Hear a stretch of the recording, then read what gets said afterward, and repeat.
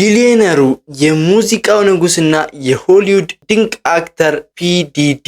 ይሄ ሁላ ዝና ያለው ሰው ነገር ግን ማንም ሊገምተው ያልቻለው ትልቅ ሚስጥር በነዛ በቤተ መንግስት በሚመስሉ ቪላ ቤቶች ውስጥ ተደብቆ ነበር። የፍሪክ ኦፍ ድግሶች የዲዲን ግዛት እንዴት እንዳፈረሱት እና በ2026 የተሰጠውን የመጨረሻ ውሳኔ በዝርዝር እናያለን። እስከ ቪዲዮ መጨረሻ አብራችሁን ቆዩ። የፒዲዲ ትክክለኛ ፎቶ ይሄን ይመስላል። ፒዲዲ በጣም ታዋቂ ዘፋኝና የሙዚቃ አዘጋጅ ነበር። ፒዲዲ ከሰራቸው ሙዚቃዎች መካከል እንደ አይል ቢ ሚሲንግ ዩ፣ ባድ ቦይ ፎር ላይፍ፣ ኢንካሚንግ ሆም የመሳሰሉ በዓለም አቀፍ ደረጃ ታዋቂ ዘፈኖች አሉት። ፒዲዲ ግን ዘፋኝ ብቻ አልነበረም፣ ሙዚቃ አዘጋጅ ጭምር ነበር። ፒዲዲ ባድ ቦይ ሪከርድ የሚል የራሱን ትልቅ የሙዚቃ ኩባንያ በመመስረት የሂፕሆፕን ሙዚቃ አንድ ስቴፕ የቀየረ ሰው ነው። ፒዲዲ በሙዚቃ ስራው 3 አስገራሚ ሽልማቶችን አሸንፏል። ይህ ሰውዬ በጣም ታዋቂ ቢሊዮነር ነው። ነገር ግን ይህ ሁላ ገንዘብ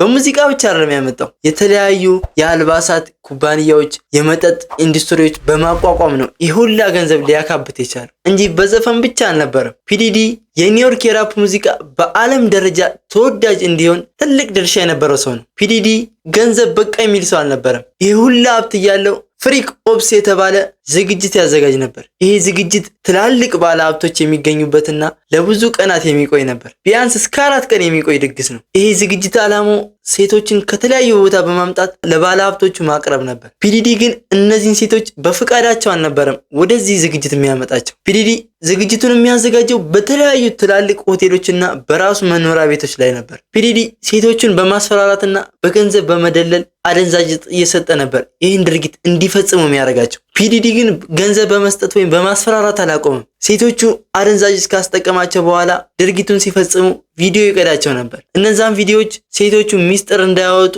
ለማስፈራራት ነበር የሚጠቀምባቸው። ነገር ግን ይህ ሁሉ ሀብት እያለው ይህን ነገር ማድረግ ለምን አስፈልገው? በጣም የሚገርም ሰው ነው። ፒዲዲ በዚህ ስራ በጣም ገንዘብ እያገኘ ነበር። ነገር ግን በ2023 መጨረሻ ላይ ነበር የውድቀቱ መነሻ የጀመረው። የፒዲዲ የቀድሞ ፍቅረኛ የነበረችው ድምፃዊት ካሲ ቤንቶር ለአመታት የደረሰባትን ስቃይና እንግልት ለፖሊሶች ተናግራ ክስ መሰረተችበት። ምንም እንኳን ዲዲ ጉዳዩን በገንዘብ ለመጨረስ ቢሞክርም የጥፋት ጎርፍ ግን መቆም አልቻለም። የቀድሞ ፍቅረኛ የከፈተችው ክስ ለሌሎች ተጎጂ ሴቶች ድፍረትን ሰጣቸው። በአንድ ወቅት የማይነካ የሚመስለው ዲዲዲ በድንገት ግን በርካታ ሴቶች ጥቃት ደርሶብናል የሚሉ ክሶች መሰረቱበት። እንደ ፈረንጆቹ አቆጣጠር 2024 ላይም የፒዲዲ አድናቂዎች በድንጋጤ ተሞሉ። የፌደራል ፖሊሶች በሎስ አንጀለስ እና በሚያሚ የሚገኙትን የፒዲዲን ግዙፍ ቤቶች በድንገት ወረሩ። በዚህ ወረራ ወቅት የተገኙት ማስረጃዎች ግን ማንም ያልጠበቀው ነገር ነበር። ዲዲዲ ፍሪክ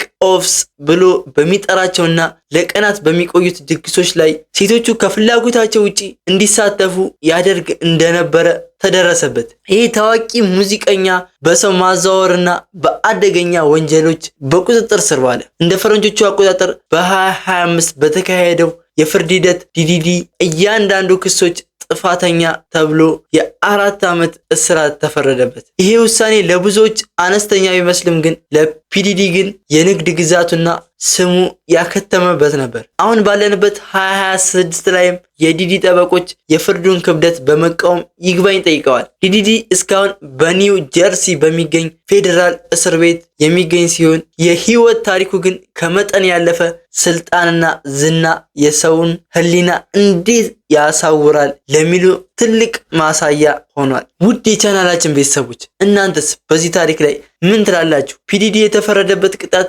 ይገባዋል ወይስ አነስተኛ ነው? የታዋቂ ሰዎች ህይወት ከምናየው ድምቀት ጀርባ ምን ድብቅ ነገር ይኖር ይሆን? አስተያየታችሁን ኮሜንት ላይ አሳውቁኝ። ይህንን ቪዲዮ ከወደዳችሁት ላይክ በማድረግ ለጓደኞቻችሁ አጋሩ። እንደዚህ አይነት እውነተኛ ታሪኮች ለመመልከት ቻናላችንን ሰብስክራይብ ማድረግ እንዳትረሱ። በቀጣይ በሌላ እውነተኛ ታሪክ እስከምንገናኝ ድረስ ሰላም ሁኑ።